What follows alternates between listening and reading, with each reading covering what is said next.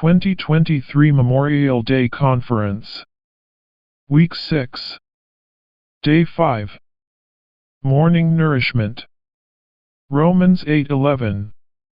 And if the Spirit of the one who raised Jesus from the dead dwells in you, he who raised Christ from the dead will also give life to your mortal bodies through his Spirit who indwells you.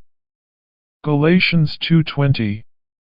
I am crucified with Christ, and it is no longer I who live, but it is Christ who lives in me. Romans 8:11 indicates that we can attain to the out-resurrection in this age.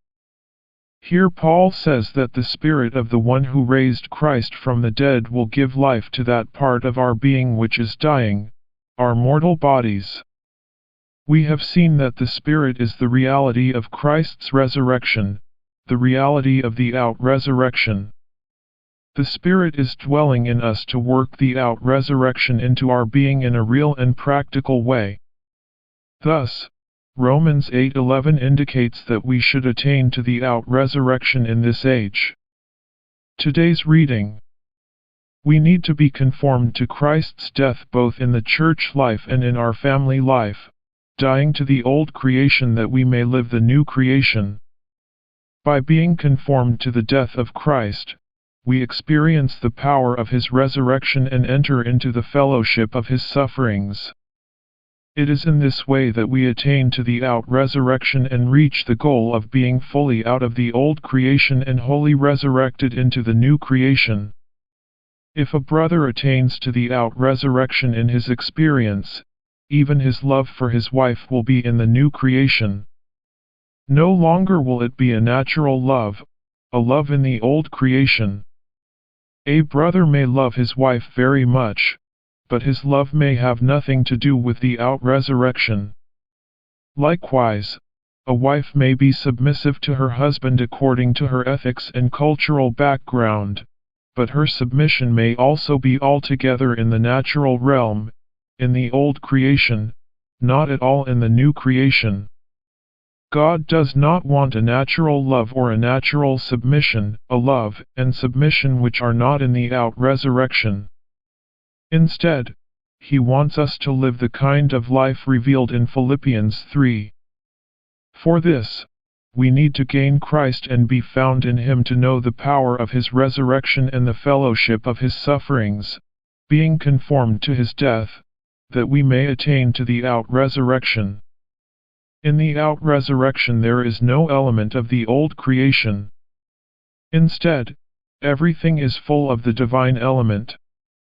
This is the reason that people sense God when they are with a person who lives in the out-resurrection. The living of such a person, his deeds and words, is in resurrection. This is the out-resurrection in our daily life. This is what Paul had in mind when he declared that his desire was to know Christ and the power of his resurrection and by any means to attain to the out-resurrection. Not regarding himself as having attained, he pursued toward the goal of the out-resurrection. Just as the goal is the out-resurrection, so the prize is also the out-resurrection. The goal is for us to gain, whereas the prize is for us to enjoy. We may reach the goal in this age, but we shall enjoy the prize in the coming age. Revelation 26 refers to the prize in the coming age, the prize of the first resurrection. Blessed and holy is he who has part in the first resurrection. Over these the second death has no authority, but they will be priests of God and of Christ and will reign with him for 1,000 years.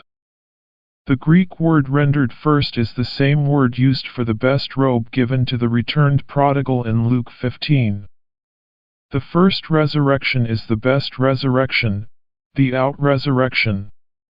If we obtain the out-resurrection today, it will become a prize to us in the next age.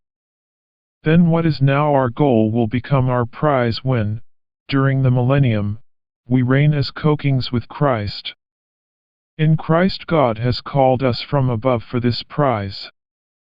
This prize should be the goal we pursue and obtain in this age. This is the end of today's message.